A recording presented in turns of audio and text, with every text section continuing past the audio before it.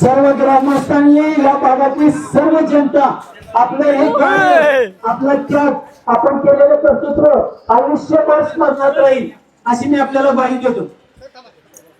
आणि यानंतर बिरदेवजींना विनंती आहे आपण आपला प्रमुख मनोगत या ठिकाणी व्यक्त करावा. आदरणीय जोरदार टाळ्या आणि बिरदेव यांचं स्वागत करूया.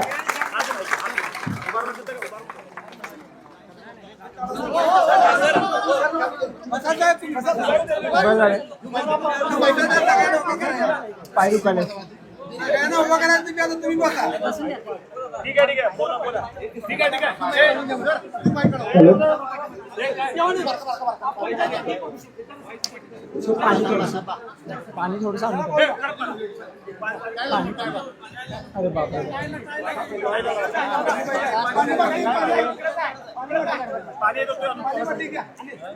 नमस्कार.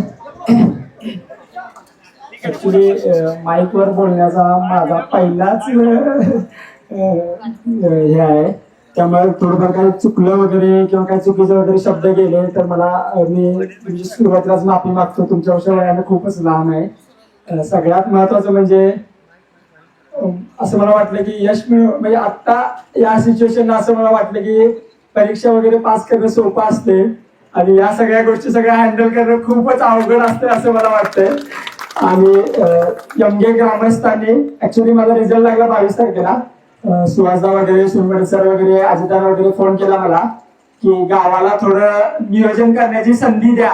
म्हटलं ठीक आहे, आता काय 2-4 दिवस दिवे आता म्हणजे आता काय जेवढं आता याच्या आधी बघितले की भरपूर झालं सत्कार वगैरे झाले आहेत, पण स्वप्नात सुद्धा देखील मी असं कधीच इमॅजिन केलं नव्हतं की इतक्या मोठ्या प्रमाणात लोक येतील आणि इतक्या मोठ्या प्रमाणात सत्कार होईल माझा.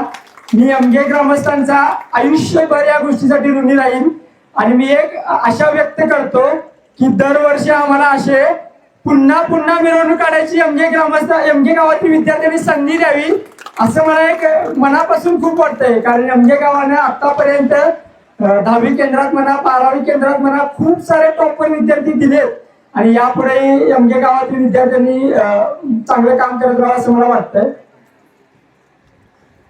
आता सगळ्यात महत्वाचं म्हणजे मेन मुद्द्याकडे येऊयात. सर्वांना उत्सुक म्हणजे ऐकायची प्रिपरेशन किंवा बाकीच्या सगळ्या गोष्टी. तर 1ली ते 7वी पर्यंत म्हणजे माझं शिक्षण जिल्हा परिषद शाळा केंद्र शाळा विद्यामंदिर यमगे मध्ये झालंय. त्यानंतर 1ली 2रीच्या आमच्या वर्ग शिक्षिका भोई मॅडम, 3रीच्या वर्ग शिक्षिका मोरे मॅडम, 4थीच्या वर्ग शिक्षिका शिंदे मॅडम, 5वी 6वी 7वीच्या वर्ग शिक्षिका जाधव मॅडम, 8वी 9वी 10वीचे वर्ग शिक्षक आपले पोहासर गावातले. खूप चांगलं मोलाचं सहकार्य लाभलं मला आणि माझं नेहमी असं ओपिनियन आहे चांगल्या शिक्षकांच्या शिवाय चांगले विद्यार्थी घडूच शकत नाहीत. आणि आम्ही ज्यावेळी प्राथमिक शाळेत होतो त्यावेळी शिक्षकांची जितकी तळमळ होती त्यांना असं वाटायचं की विद्यार्थी जितका पुढे जायला पाहिजे, जी ती तळमळ होती म्हणजे माफ करा me out of the context म्हणजे घेऊ नका माझ्या या शब्दात, पण मला असं वाटतं की ती तळमळ सध्या शिक्षकांच्या मध्ये थोडी दिसत नाहीये. कारण विद्यार्थी हा फक्त एकटा घडत असतो, शिक्षक मात्र पूर्ण जनरेशन घडवत असतात. म्हणजे सर्व शिक्षकांना आव्हान करतो की माझ्यासारखे लाखो विद्यार्थी तुम्ही घडवू शकताय.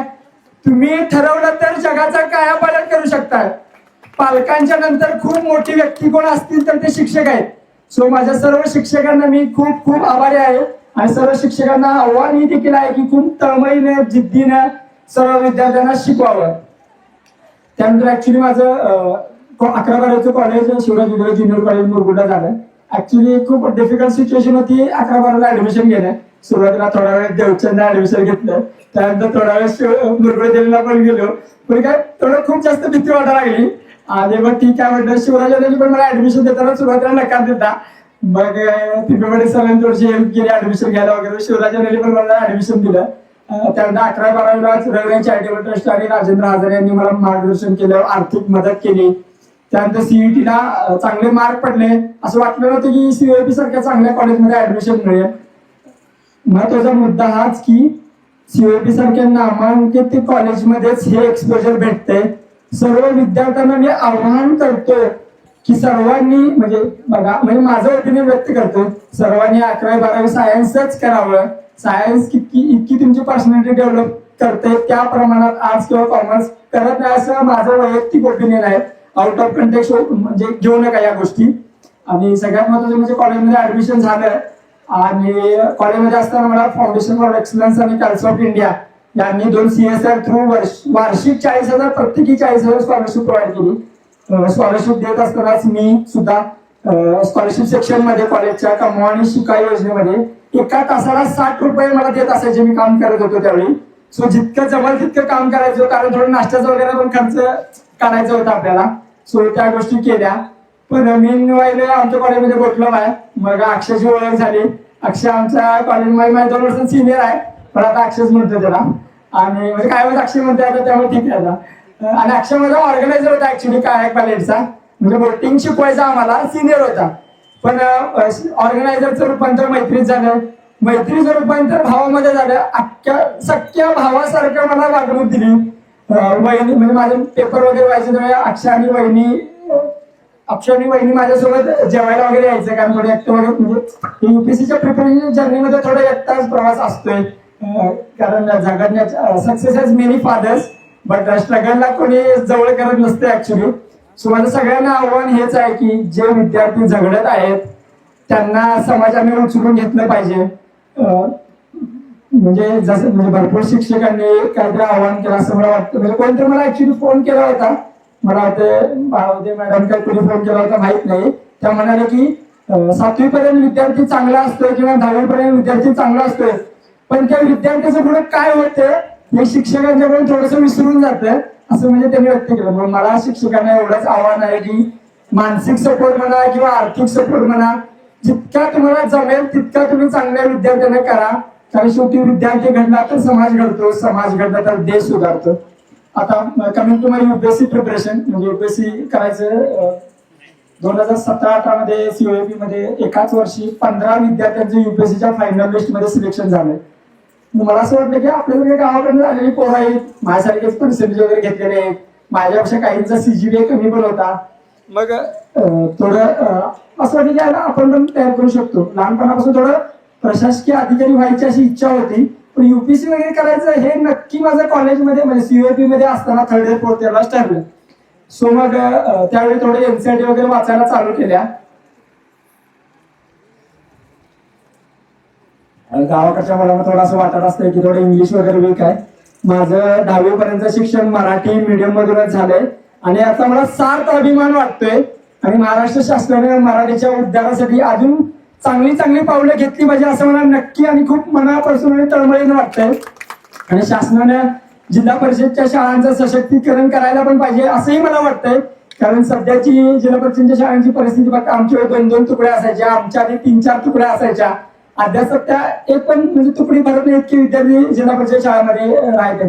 सो माझं सर्व पालकांना एक आव्हान असेल, जितक्या तळमळीनं जिल्हा परिषद शाळेचे शिक्षक शिकवतात तितक्या तळमळीने इतर हायस्कूल किंवा कॉलेजचे शिक्षक शिकवतात. म्हणजे हे माझं पर्सनल ओपिनियन आहे. कुणी कॉर्पोरेट वगैरे एज्युकेशन मॅन्युअल वगैरे माझा आउट ऑफ कंटेंट घेऊन नाही तर मला शोधात येतील सगळेजण. सो मला असं वाटतं की वाईट तितक्या तळमळीनं तितक्या चित्तीनं जिल्हा परिषदच्या शाळांच्या शिक्षकांशिवाय इतर कोणते शिक्षक शिकवतात असं मला वैयक्तिक वाटत नाही. सो मला असं वाटतं की त्यांचं सशक्तीकरण झालं पाहिजे. एप्रिल त्यानंतर लॉकडाऊन मध्ये पोस्टामध्ये जॉब केला पोस्टमन म्हणून गंगापूर ब्रांच ऑफिसला गारगोळी सब डिव्हिजनच्या अंडर. थोडं ऍक्च्युली काय झालं, माझ्या पोस्ट मास्तरने थोडंसं पैशांचा आर्थिक गडबड केली आणि त्यानंतर थोडासा इश्यू झाला. त्या म्हणजे मी थोडं सुरुवातीला जॉईन केलं होतं, पहिलेच ऍक्च्युली नोकरी होती माझी आणि कसं हँडल करायचं काय माहित नव्हतं मला. त्यावेळी गारगोळी सब डिव्हिजनचे मेल राऊत सर यांनी मला जरा मदत केली की कसं हँडल करायला पाहिजे गोष्टी. त्यानंतर एप्रिल 2021 मध्ये युपीएससी साठी क्लास जॉईन करायचा माझा निर्णय होता. क्लास जॉईन करण्याचा माझा मेन हेतू हाच होता की आयुष्यामध्ये 2-3 वर्ष प्रिपरेशन केल्यानंतर असं रिग्रेट नाही झालं पाहिजे की यार क्लास लावला असता बरं झालं असतं, थोडं चांगलं प्रिपरेशन करू शकलो असतो. सो समजा तुमची फायनान्शियल स्टेबिलिटी असेल घरची, मागे थोडा बॅकअप असेल, जसा माझ्यासाठी माझा भाऊ होता किंवा अक्षय होता आणि वहिनी होते, तसं तुमच्यासाठी 1-2 गोष्टी 1-2 लोक असायला पाहिजेत ज्यांना म्हणजे तुमच्यापेक्षा तुमच्यामध्ये जास्त विश्वास असेल की यार काहीतरी करून दाखवू शकतो. या दृष्टिकोनातून मी 2021 मध्ये दिल्लीला गेलो 2021 मध्ये दिल्लीला गेलो. त्यानंतर दिल्लीमध्ये नेक्स्ट आय एस नावाचा क्लास जॉईन केला. 1 वर्ष फाउंडेशन बॅच केली तिथली. 2022 मध्ये पहिला अटेम्प्ट दिला, पण पहिली फी काही क्लिअर झाली नाही. पण ठीक आहे, पहिले ते असते ना की, आणि माझं नेहमी ओपिनियन असते की आवडत्या पोरांना जरा 3-4 अटेम्प्ट लागतात प्रिपरेशन करायसाठी. सो पुन्हा त्या पिरियडमध्ये 6 महिने दिल्लीमध्येच राहिलो. दिल्लीमध्येची परिस्थिती म्हणजे खूप खराब परिस्थिती ऍक्च्युली. खूप जास्त गरमी आणि खूप जास्त थंडी. ऍक्च्युली लाईट बिल येऊ नये म्हणून आम्ही एसी लावायचो नाही, कारण अरविंद केजरीवालच्या कृपेने आम्हाला 200-300 युनिट फ्री इलेक्ट्रिसिटी मिळायची. सो 300 पेक्षा जास्त बिल झालं की खूप जास्त बिल यायचं, तेव्हा आम्ही एसीच लावायचं नाही. सो मग ते थोडं झालं. त्यानंतर मग थोडं त्या त्या काळामध्ये थोडंसं मेन्सची प्रिपरेशन केली. माझा जो मित्र जय पाटील, यांचे आजोबा बीटी पाटील सर यांचे विद्यार्थी अजित शहा यांनी मला क्लास लावण्यासाठी 2,35,000 रुपये रोख रक्कम माझ्या अकाउंटमध्ये एका कॉलवर जमा केली. आणि त्यांनी माझ्याकडे कोणतंही आश्वासन घेतलं नाही की हे परत करायला पाहिजे किंवा काही करायला पाहिजे. मी अजित शहा सरांचा मनापासून खूप खूप आभारी आहे. अजित शहा साहेब नसते किंवा बीटी पाटील सर नसते तर आज गिरदेवराने असता, पण IPS गिरदेवराने असला नसता असं मला वैयक्तिक वाटतंय. त्यानंतर 2023 मध्ये मी पुण्यातल्या ज्ञान प्रबोधिनीमध्ये ऍडमिशन घ्यायचा विचार केला. बरेचसे माझे सिनियर तिथे अभ्यास करत होते, म्हणजे आशिष पाटील म्हणा, प्रतीक फाळके म्हणा, प्रांजल म्हणा, सॅम म्हणा, सौर्या म्हणा, सौरभ देशपांडे म्हणा, हे सगळे प्रिपरेशन करत होते. मग ऍक्च्युली प्रांजलला आशिष पाटील वगैरे बोलल्यानंतर, फाळकेला वगैरे बोलल्यानंतर असं वाटतं की पुण्यामध्ये ज्ञान प्रबोधिनी इतकं UPSCचं प्रिपरेशन करण्यासाठी थोडं चांगलं एन्व्हायरमेंट नाहीये. मग थोडं ज्ञान प्रबोधिनीमध्ये, म्हणजे ज्ञान प्रबोधिनीमध्ये ऍक्च्युली ऍडमिशन मिळवणं म्हणजे खूप टफ जॉब आहे. म्हणजे खूप ते विकू सर आणि सविता कुलकर्णी मॅडम, आम्ही ज्यांना ताई म्हणतो, यांच्या सोल डिस्क्रिप्शनवर ऍडमिशन दिलं जाते. मग थोडं सरांनी माझी मुलाखत वगैरे घेतली. माहित नाही माझी प्री पण क्लिअर झाली नव्हती, पण सरांनी काय ऍडमिशन दिलं. आणि भरपूर वेळा सरांनी प्री क्लिअर झालेल्या मुलांना हे ऍडमिशन नाकारलेलं आहे. सो त्यातच मला ऍडमिशन दिलं. मला याचं आश्चर्य झालं. भरपूर पोरं मला पण विचारायचं, चालेल तुला कसं काय ऍडमिशन दिलं, आम्हाला ऍडमिशन द्यायला नाही. काय माहिती विकू सरांनी माझ्यामध्ये काय बघितलं होतं त्या काळात. 2023 मध्ये परत दुसरा अटेम्प्ट दिला. जे 2022च्या अटेम्प्ट मध्ये माझ्याकडून PYQचं अनालिसिस राहिलं होतं ते चांगल्या प्रकारे केलं. SFG म्हणजे SFGची लेवल 1 टेस्ट सिरीज कम्प्लीट केली. त्यानंतर मॉक दिल्या 4-5 क्लासेसच्या, म्हणजे व्हिजन म्हणा, फोरम म्हणा, नेक्स्ट IS म्हणा, किंवा अजून थोडं फोरम म्हणा, व्हिजन म्हणा, वाजिरम म्हणा, नेक्स्ट IS म्हणा, त्यांच्या मॉक वगैरे टेस्ट दिल्या. 2023ला मॉकला वगैरे चांगला स्कोर यायचा. त्यानंतर 2023च्या प्रीमध्ये सिव्हिल सर्व्हिसेसची प्री पण निघाली आणि फॉरेस्ट सर्व्हिसेसची पण प्री निघाली. पण मीनवाईल मला ऑगस्टमध्ये डेंग्यू झाला. या सर्व काळामध्ये माझे आरोग्यासाठीचे फर्स्ट रिस्पॉन्डर म्हणजे भारत डॉक्टर असायचे. मला खूप जास्त आजारी पडायचो मी, आणि डॉक्टरांना खूप जास्त त्रास दिलाय. त्याबद्दल डॉक्टरांची मी दिलगिरी व्यक्त करतो. सर्दी जरी झाली मी भारत डॉक्टरांनी फोन केला, डॉक्टर साहेब जरा घसा खराब झाला, जरा बघा की जरा. तर मला खूप जास्त सहकार्य केले डॉक्टरांनी. आणि त्यानंतर डेंग्यू झाला, मग डॉक्टरांनी पप्पांना सांगितलं.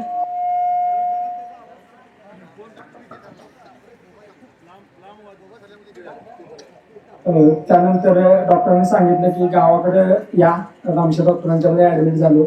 2023ची मेन्स दिली CSCची सप्टेंबरमध्ये. नोव्हेंबरमध्ये फॉरेस्टची मेन्स नागपूरला दिली. CSCची मेन्स होईल का नाही याची मला काही गॅरंटी नव्हतीच. झालीच नाही, म्हणजे पास झालोच नाही. 30-35 मार्काने माझी मेन्स राहील. पण फॉरेस्टची मेन्स क्लिअर होईल म्हणजे मला अशी आशा होती.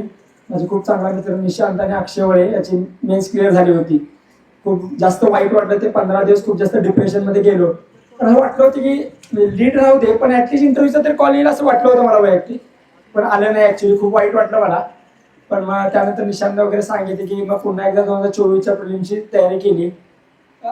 प्रीचा रिझल्ट लागल्यानंतर ऍक्च्युली मला आनंद होण्यापेक्षा जास्त वाईट वाटलं होतं, कारण CSCची प्री निघाली होती आणि फॉरेस्टची प्री निघाली नव्हती.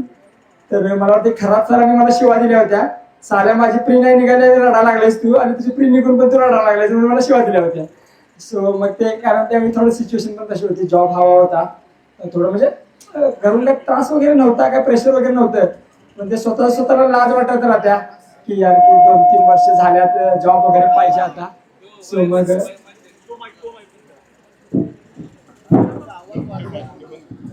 हॅलो. सो मग जॉब वगैरे पाहिजे असं मला वाटत होतं नक्की. मग मी नोव्हेंबर CGL चे वगैरे प्रीसाठी वगैरे फॉर्म भरला होता. CFFची मेस म्हणजे 2024ची प्री दिली, प्री निघाली. सप्टेंबरमध्ये प्री दिली. पुन्हा एकदा मला ऑगस्टमध्ये डेंग्यू झाला. मागच्या वर्षी माझे 15 दिवस गेले होते. नशिबाने डेंग्यू झाला होता पण यावेळी मला 6 दिवसच गेले माझे. ठीक आहे, म्हणजे चांगलं झालं म्हणायचं. मग GSचे पेपर देऊन आल्यानंतर मला असं वाटतं की ठीक आहे, यावर्षी तरी इंटरव्ह्यूचा कॉल येतोय. ऑप्शनलचा पेपर 1 माझा स्ट्रॉंग पॉईंट होता, तो पण गेला, चांगला कव्हर केला होता. मागच्या वर्षीपेक्षा बेटर रिप्रेझेंटेशन केलं होतं. ऑप्शनलचा पेपर 2 लिहिला आणि माझी जी उत्सुकता होती की यावर्षी इंटरव्ह्यूचा कॉल येणार ती सगळीच निघून गेली. कारण पेपर इतका रँडम आला आणि मला ऍक्च्युली कळालंच नाही की आता काय करायला पाहिजे. खूपच हिरमोड झाला. मग तरी ठीक आहे म्हटलं. CFFची प्री दिली ऑगस्टमध्ये. CFFची प्री निघाली. मेन्स म्हणजे प्री आणि मेन्स एकाच दिवशी असतं. ऑक्टोबर नोव्हेंबरमध्ये CFFचं फिजिकल झालं, मेडिकल झालं. त्यानंतर डिसेंबरमध्ये 9-10 डिसेंबरला CSEचा रिझल्ट लागला. त्या दिवशी आम्ही DY पाटीलमध्ये पप्पांचं किडनी स्टोनचं ऑपरेशन करायचं हॉस्पिटलमध्येच होतो. म्हणजे असं मला वाटत नव्हतं की तुम्हाला असं वाटतं, म्हणजे हे माझं पर्सनल ओपिनियन आहे, तुम्हाला ज्यावेळी वाटेल की आयुष्यातले सगळे मार्ग आता संपत आलेले आहेत, मला वाटतं की देव त्याच क्षणी तुमच्या वाट्याला यश घालत असतो. सो आशा सोडली नाही पाहिजे, होप्स कायम राखले पाहिजे. कारण होपच्या त्या दोऱ्यावरच जग अवलंबून आहे आणि जग टिकलेलं आहे. 20 डिसेंबरला इंटरव्ह्यूचं शेड्यूल आलं आणि मला असं कळालं की माझा इंटरव्ह्यू 20 जानेवारीला आहे. मग सगळ्यात म्हणजे जराशी फाटली, कारण 1 महिन्यामध्ये UPSCच्या इंटरव्ह्यूची तयारी करणं म्हणजे खूप, त्यावेळी आपल्याला जर काय माहीत नसतं ॲक्च्युली. मग निशांत ॲक्च्युली माझा कॉन्स्टंट टच होता. निशांतनं ऑलरेडी 2 इंटरव्ह्यू दिल्यात, कोमलनं पण 2 इंटरव्ह्यू दिल्यात. सगळ्यात महत्त्वाचं म्हणजे मेन्सची प्रिपरेशन करताना मी, निशांत आणि कोमल फडतरी म्हणून माझी बारामतीची मैत्रीण आहे, तिघांनी आम्ही खूप चांगला अभ्यास केला होता. मेन्सचा रिझल्ट लागताना मला असं वाटलं होतं की कोमलचं होईल, माझं माहीत नाही, पण कोमलचं तरी शुअर शॉट होईल असं वाटलं होतं. आणि नक्की तिचं झालं नाही. खूप वाईट वाटलं मला, कारण तिचं ॲक्च्युली तिचं असं असायचं की आम्ही थोडं निष्काळजीपणा करायचो आन्सर रायटिंग करताना. कोमलचं असायचं की तिला बोर झालं की पेपर लिहायची. मग आमच्यावर थोडं प्रेशर यायचं, आयला कोमलनं 2-3 पेपर लिहिला, आपण एक तर पेपर लिहूया. मग तिच्या निमित्तानं थोडं पेपर तर लिहिला आम्ही. मग ते झालं की मग नंतर माझ्या इंटरव्ह्यूच्या गायडन्ससाठी कोमल आणि निशांतने खूप चांगली मला मदत केली. आपल्या गावाकडच्या मुलांना ॲक्च्युली म्हणजे ड्रेस कोणता घालायचा, ब्लेझर कोणते घ्यायचे याबद्दल काही थोडी कल्पना नसते, कधी काय घातलेलं नसते, काय नसते. युनिक अकॅडमीचे प्रवीण चव्हाण सर यांच्याकडे गेलो मी. त्या दिवशी नाईट पॅन्टवरच भेटायला गेलो. सरांनी मला सांगितलं की ड्रेस कोणता घालायचा, पॅन्ट कोणत्या कलरचे घालायचं, ब्लेझर कोणतं घालायची, दाढी केवढी करायची, ट्रिम करायची की ब्लेड मारायचं, हेअरकट केवढा करायचा, शूज कोणते घ्यायचं, शू बाईट म्हणून असतात ते येऊ नये सारखे शू घालत जा. कोटची सवय नसते म्हणून कोट पण घालत जा, कारण थोडं ऑकवर्ड फील व्हायला चालू होतं, आपण घातलेलं नसते कधी. नसायचे बारीक गोष्टी, ज्या सिली गोष्टी सगळ्यांना सिली वाटत असतात, पण त्या गावाच्या पोरांना सिली नसतात, त्या सगळ्या गोष्टी सांगायचं काम प्रवीण चव्हाण सरांनी केलं. मग 5-6 जानेवारीला वडिलांचं ऑपरेशन झालं ॲक्च्युली. मग पप्पांना ऑपरेशन थिएटरमधून बाहेर काढल्यानंतर मगदूम हॉस्पिटल कोल्हापूरमध्ये ऑपरेशन झालं. पप्पांना ICU मध्ये ठेवून मी त्या दिवशी दाजी आणि दिदी वगैरे हॉस्पिटलमध्ये होते. मी दिल्लीला गेलो, पुण्यामध्ये मॉक दिला, दिल्लीला गेलो, दिल्लीमध्ये 4-5 मॉक दिले. 20 जानेवारीला माझा इंटरव्ह्यू होता. ॲक्च्युली इंटरव्ह्यूच्या त्या प्रिपरेशनमध्ये मी दिल्लीमध्ये माझा मित्र विलास मोरे याच्या रूमवर होता. सांगायला खूप अभिमान होतोय, खूप जास्त थंडी होती. स्वामी म्हणजे सुमित स्वामी म्हणा, तेजा म्हणा किंवा विलासनं इंटरव्ह्यू होईपर्यंत मला स्वतःचं ताट पण घासू नाही दिलं, का गार पाण्यात हात घालशील मग आजारी पडशील. सो म्हणजे आयुष्याच्या चांगल्या वळणावर चांगले मित्र भेटत गेले. म्हणजे ही मला वाटतं की देवानं माझ्यासाठी दिलेली खूप चांगली देणगी होती. 20 जानेवारीला इंटरव्ह्यू माझा असे आफ्टरनून सेशनमध्ये होता. दिनेश दास सरांचा बोर्ड होता. मला ॲक्च्युली UPSCचं कसं आहे, 1 मिनिट नाही, मला वाटतं 1 मिनिट आधीच कळते तुम्हाला की बोर्ड कोणता आहे. गेलो, सरांनी मला माझ्या पोस्ट ऑफिसबद्दल थोडं क्वेश्चन विचारलं. एका बोर्ड मेंबरने मला POK बद्दल माझं तुझं ओपिनियन काय विचारलं. मी त्यावेळी सरांना सांगितलं की sir POK is integral part of India, it's critical for India integrity आणि सोव्हर्निटी. म्हणजे पाक ऑक्युपाईड काश्मीर हा भारताचाच भाग आहे हे मी त्यांना सांगितलं एकदम विश्वासाने, थोडं लो हाय पिचमध्ये. त्यानंतर एका बोर्ड मेंबरने मला विचारलं की तुझी हॉबी, म्हणजे माझी hobby UPSC detailed application form भरून घेताना हॉबी विचारत्या. सो मी हॉबी टाकली होती की शीप अँड गोट रिअरिंग यांची मी हॉबीज टाकली होती. सो ॲक्च्युली मला याच्यावर क्वेश्चन पण विचारले की शेळी दूध किती देत्या, शेळीचं दूध वाढवायला काय करायला पाहिजे. मी त्यांना सांगितले की सानेन गोट ऑफ स्वित्झर्लंड जरा ते दुधाच्यासाठी खूप फेमस आहे, त्यासाठी तिच्याशी आपण क्रॉस ब्रीडिंग वगैरे घडवून आणलं तर आपण मिल्क यील्ड वाढवू शकतो. मग मला त्यांनी क्वेश्चन विचारला की मग डॉक्टर्स आजकाल शेळीचे दूध काय रिकमेंड करू लागले. मग मी सरांना सांगितलं की जर शेळी वगैरे खूप सारे मेडिसिनल प्लांटचा पाला खाते आणि तो जो मेडिसिनल कंटेंट असतो तो शेळीच्या दुधामध्ये उतरवतो, तो डायबेटिक पेशंटसाठी खूप चांगला असतो. मला वाटतं की हे आन्सर जरा सरांना जरा खूप ग्राउंड रियालिटीची जाणीव करून देत होते. इंटरव्ह्यू झाल्यानंतर ऍक्च्युली कसं होतं की बाकीच्या सगळ्या पोरांचा माझ्या आधी झालेल्या किंवा माझ्या आधीच्या दिवशी झालेल्या पोरांचा इंटरव्ह्यू 25-30 मिनिटं चालला आणि ऍक्च्युली मला 18-19 मिनिटांमध्ये हाकलून दिले. त्यानंतर मी निशांतला पहिला फोन केला की भाई काय फालतूपणा झालाय की मला 18-19 मिनिटाचं हाकलून दिलं. मग निशांतनं माझी फर्स्ट रिॲक्शन कॅप्चर करून ठेवली होती. माझा इंटरव्ह्यू 20 जानेवारी होता, इंटरव्ह्यू 16-17 एप्रिलपर्यंत होती, म्हणजे 2-3 महिन्याचा कालावधी होता. त्या कालावधीमध्ये माझ्या सिलेक्शनची उत्सुकता सगळी निघून गेली. म्हणजे ट्रान्सक्रिप्ट येत होत्या, मुलांना चांगले चालल्यात की काय इंटरव्ह्यू आपल्या शेवटी कॉम्पिटेटिव्ह आहे, म्हणजे आपल्यापेक्षा समजा कोणतं चांगलं परफॉर्म करत असेल तर नक्कीच त्याचं सिलेक्शन झालं पाहिजे, होतंच. पण मग निशांत मला कायम सांगत असायचे की तुझी मी फर्स्ट रिॲक्शन कॅप्चर केले आणि तुझं होईल. पण मला तर काय शुअरिटी नव्हती. ॲक्च्युली पप्पांचं ऑपरेशन झालं होतं, थोडे चेंज ऑफ एन्व्हायरमेंट पाहिजे होतं. मग आम्ही डायलिसिस करायचं पप्पांचं असं थोडं खूप सारं नेफ्रोलॉजिस्टने ओपिनियन दिलं होतं. पप्पांचं म्हणजे पप्पांची इच्छा नव्हती करायचं, आत्या वगैरेंची पण इच्छा नव्हती. आम्ही ठरवलं की बकऱ्यात जाऊया, थोडं चेंज ऑफ एन्व्हायरमेंट होते. मग मी 4-5 दिवस आधी बकऱ्यात गेलो होतो. 22 तारखेला ॲक्च्युली आमच्या मामांची म्हणजे आमच्या काकांची म्हणजे मावशीच्या आमच्या दिरांची मारुती कुटेंची बकरी कातरायला चालू होती.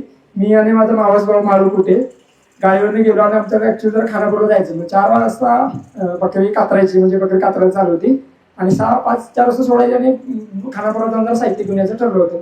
ॲक्च्युली UPSC आपला रिझल्ट 5 वाजता युजली डिक्लेअर करते आणि त्या दिवशी 2:30 वाजता माझा जो चांगला मित्र होता निशांत देशमुख, त्याचाच पुन्हा फोन आला की भाई तुझं सिलेक्शन झालंय आणि 551वर रँक आला. त्यानंतर थोड्या मिनिटासाठी ते जे काही सगळ्या विद्यार्थ्यांच्या सोबत होते थोड्या 2-3 मिनिटासाठी आनंद अश्रू येत गेले. रिअलाइज नाही झालं की ऍक्च्युली जे स्वप्न पाहिलं होते ते सत्यात उतरवते. पण ती खूप चांगली फिलिंग असते की म्हणजे सक्सेस म्हणजे काय, ऍक्च्युली सक्सेस काय असते. पण ते एक मला म्हणजे ती मानसिक स्थिती असते ज्याच्यामुळे तुम्हाला समाधान वाटत असते.